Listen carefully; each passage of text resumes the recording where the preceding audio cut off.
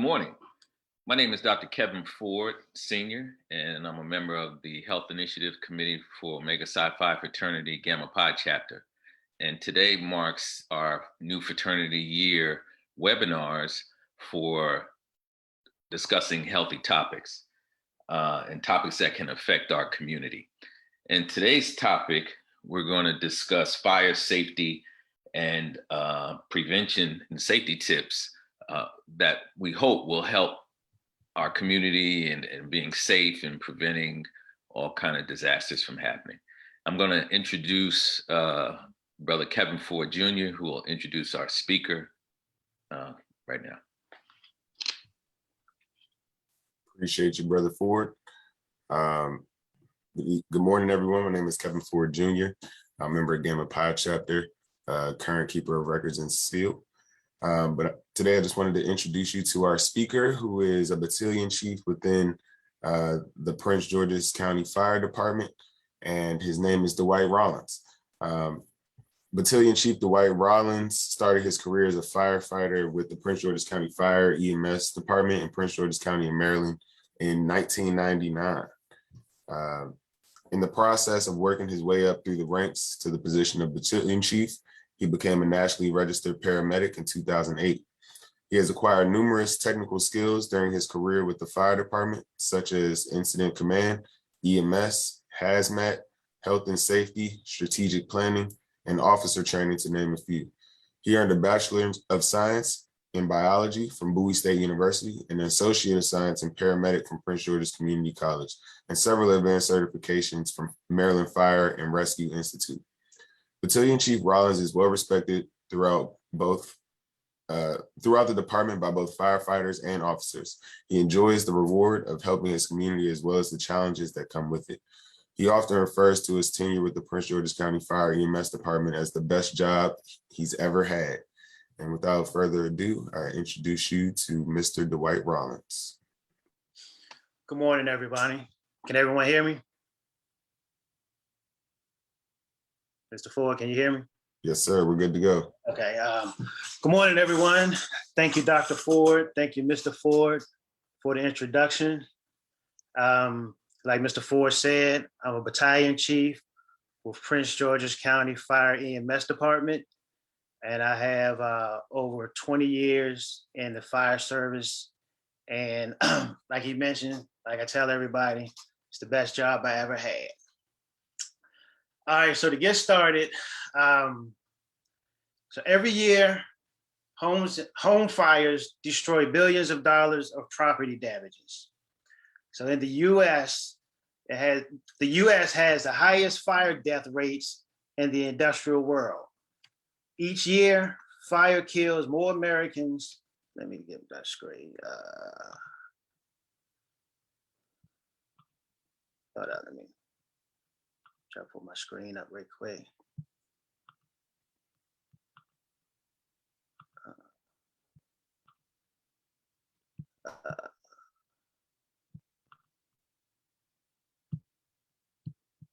Hold up, technical difficulty.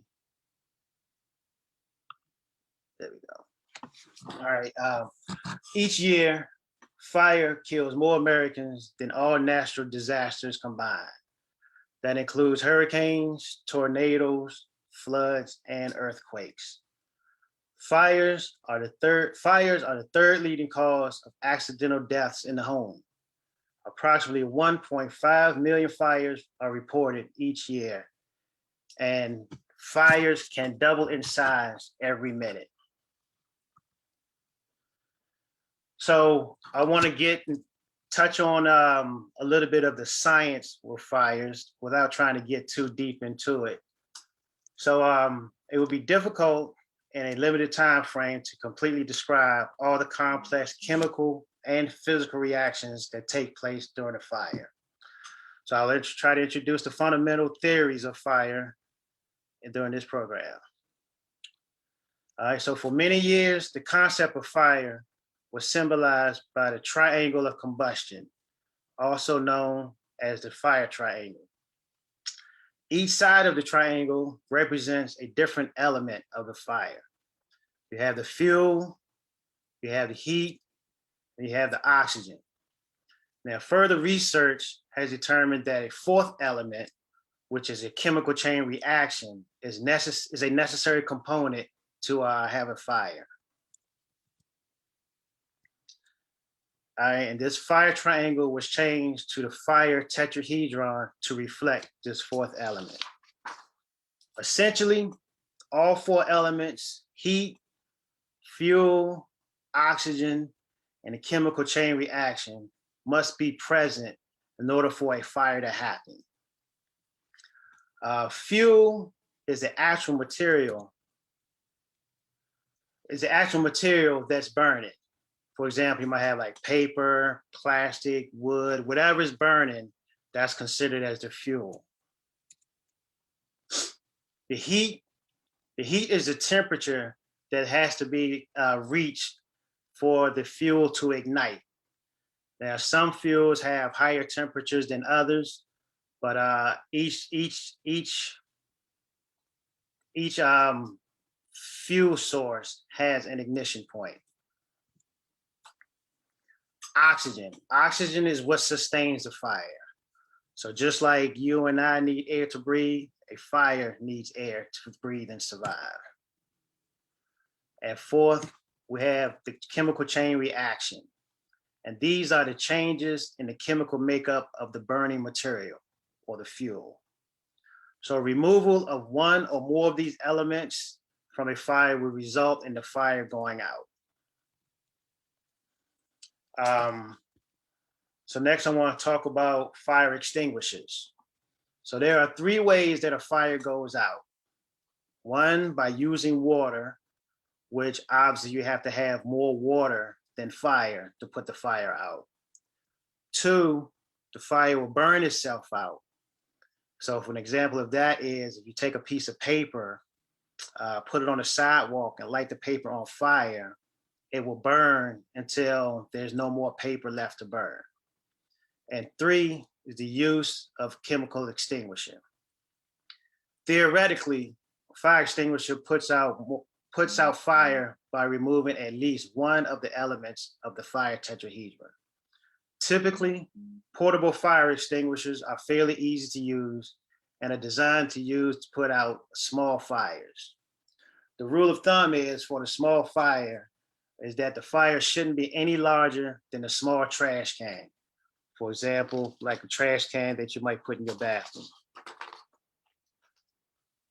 Most extinguishers operate using the PASS technique, PASS.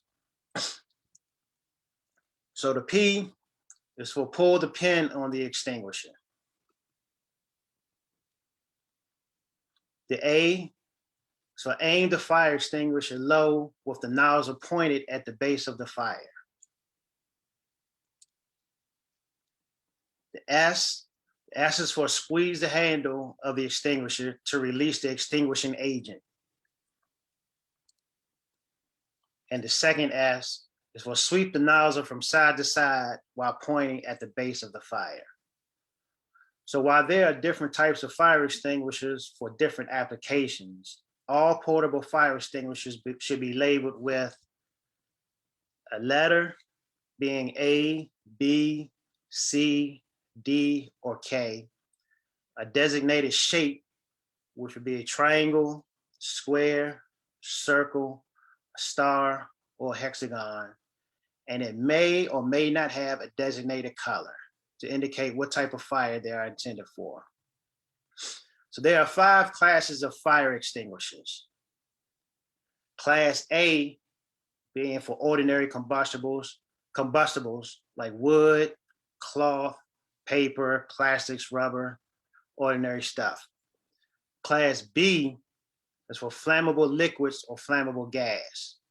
So examples of that might be like petroleum, like gasoline or kerosene, oil-based paints, alcohols, and lacquers.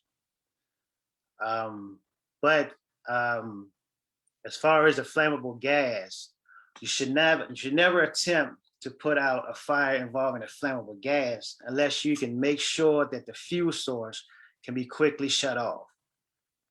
If the only fuel that's burning is leaking gas, The best method for putting the fire out is to shut off the gas supply.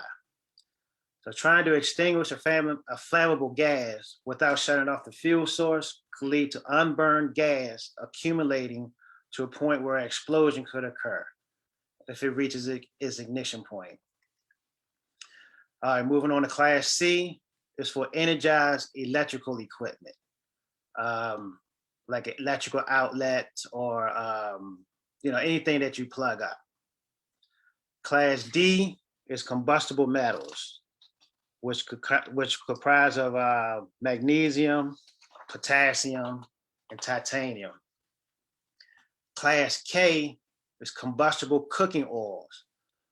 For example, vegetable oil, animal oils, or fats.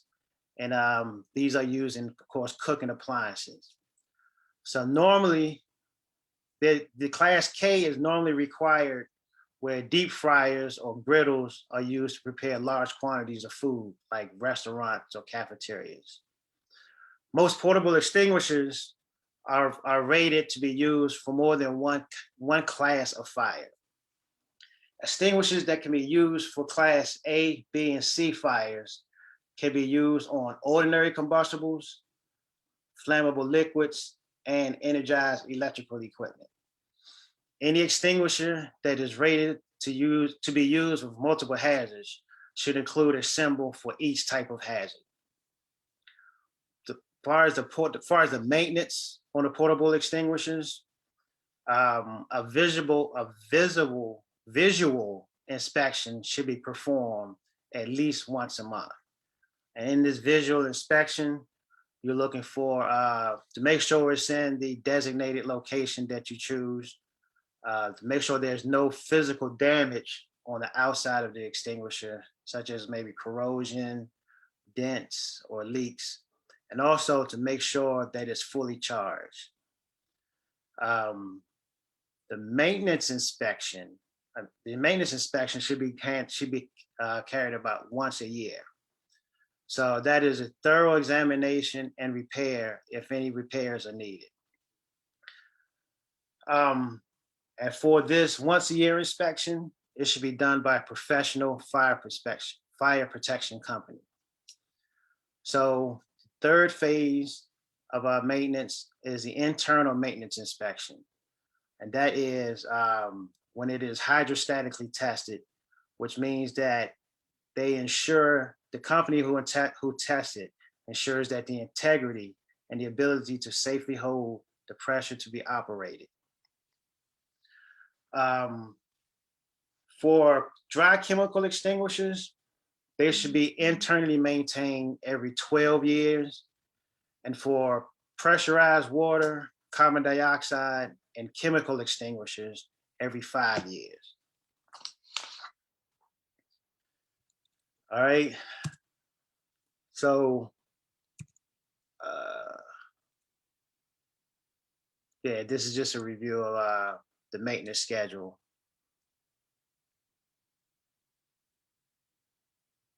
For the different extinguishers.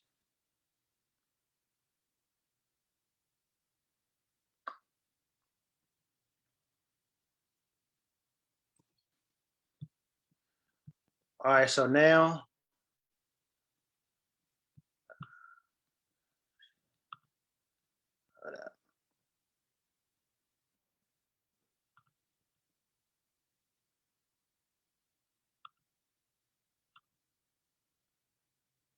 all right, here we go. So now I want to talk about fire prevention. So the most common place for home fires starts in the kitchen. So I'll try to start there. So if a fire occurs in the kitchen, more than likely it's going to occur on the stove. And that'll be from burning oils or grease. So many people react to stove fires by putting the pan in the sink and pouring water at it. This is the absolutely wrong method to try to put out this kind of fire, because as we know, water and hot oil don't mix. Once water is added to the hot oil, the oil will splatter, which may cause fire to start in an area away from the immediate area. If the proper extinguisher is not available for a cooking fire, the best course of action is to remove the heat source by turning off the stove and if possible, place a top on top of the pan to eliminate the oxygen. If neither of these actions can be accomplished, get everyone out the house and immediately call 911. Moving on to matches and lighters. If young children are in the house, and I use house as a generic term, it can be a single family, apartment, hotel room, whatever the case may be. But if young children are in the house, store matches where they cannot be reached by the kids. Make sure all open flames, such as candles and incense, are extinguished before you leave the house if you're going to be gone, if you're leaving the house. Space heaters. Space heaters are a common fire hazard when the season changes from fall to winter. A good rule of thumb is to have at least 1.5 feet of clear space all around the whole heater, and not just in the front of the heater. Another rule of thumb is to unplug all space heaters when they're not being used. So next, moving to a laundry room. The lint screen in the dryer should be cleaned after every time you use the dryer. Make sure the flex tube in the back of the dryer isn't kinked. Excess lint in either one of these locations can cause a heat buildup, and then a heat buildup while the dryer is on, which can lead to a fire. Clues that the flex tube needs to be replaced, cleaned, or unkinked will be that the dryer starts making a whistling noise, or also the drying time will be longer than usual.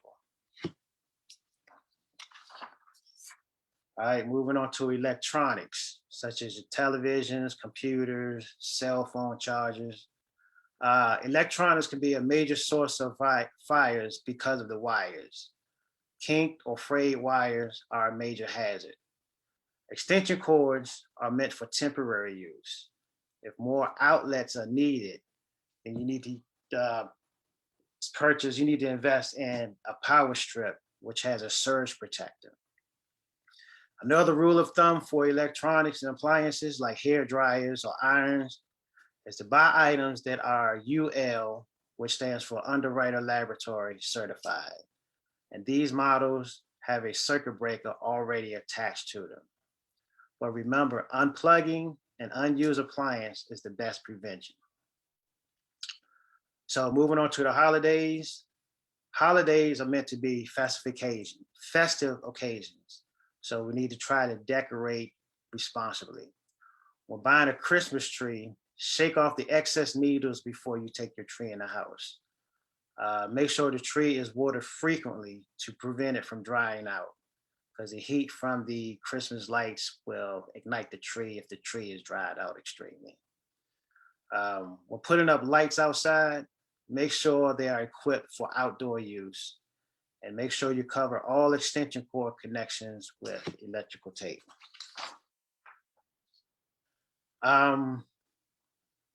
That should end my presentation right there. Thank you, gentlemen, for this opportunity.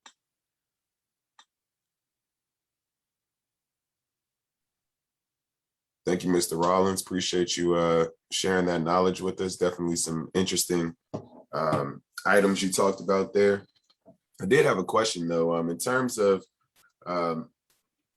child safety. What are some of the best things that you can do to make sure that your child doesn't accidentally start a fire or something along those lines? Well, like I mentioned with the matches and like portable ignition sources, just make sure they are out of reach, like maybe in a top cabinet or anywhere where they can't reach them. Okay.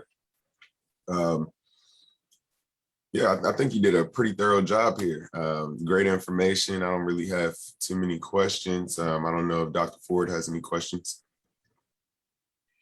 No, I think you answered one of the questions that I had about the fire extinguishers, and you can use them for multiple